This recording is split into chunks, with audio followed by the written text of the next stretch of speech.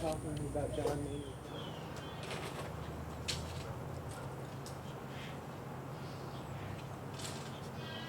Over the last few weeks, we have conducted a test, a bioassay, to see if we had Grazon in the manure from our cows. This is how you can test for Grazon. We just go out, get the manure that we want to use, mix it with some potting soil, and then plant some beans in it, because beans are highly susceptible to the toxin. And the thing you're going to look for first is, does it sprout fine? Yes, it sprouts fine. Great. The first leaves, they look pretty good.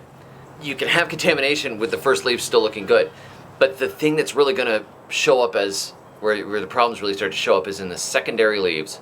So these guys, if there were problems, these guys would look bad, and this center would look even worse. What it does is, over time, it's inhibiting the cell stacking function, meaning that as the plant is building new cells, they're not stacking on top of each other properly, so they're getting more and more twisted and gnarled looking. Typical modern evils of science type of a thing, where you're ending up with this distorted, nasty, twisted plant. So these guys look just fine. They're not showing that evidence of increasing nasty, twisted fractals as the cells quit stacking properly and get distorted. So this is an easy way to test. A faster way to test would be to take a tomato transplant and put it into a mixture of the manure and some soil, because as the tomato grows, you'll see it in like a week or so if that new growth is starting to get affected.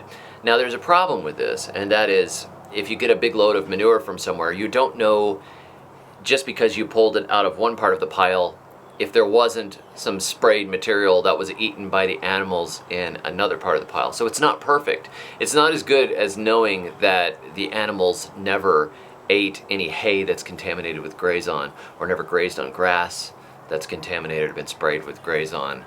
But it's a good stopgap. Like, is this a good idea to harvest from this? If somebody says this has not been sprayed, we haven't fed them any hay from off-site, and so you're reasonably certain it's probably okay, you're going to do one more test, this is the way I would do it. This is your quick and easy test. Just get a few beans, and beans that you know are fresh, that the germination rate is going to be okay. Even this year's beans from your pantry will work.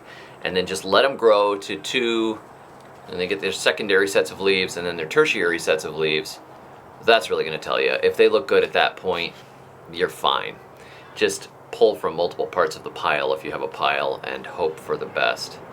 I happen to know that my cows are grazing on ground that has not been sprayed, but they did get some hay when they first moved in here a few months ago, and apparently that's not a problem anymore.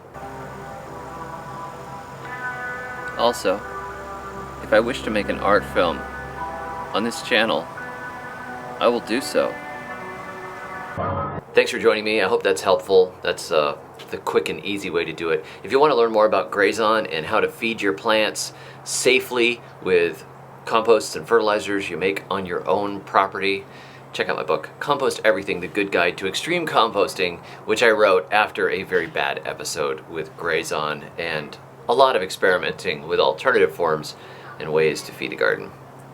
Catch you next time. And until then, may your thumbs always be green.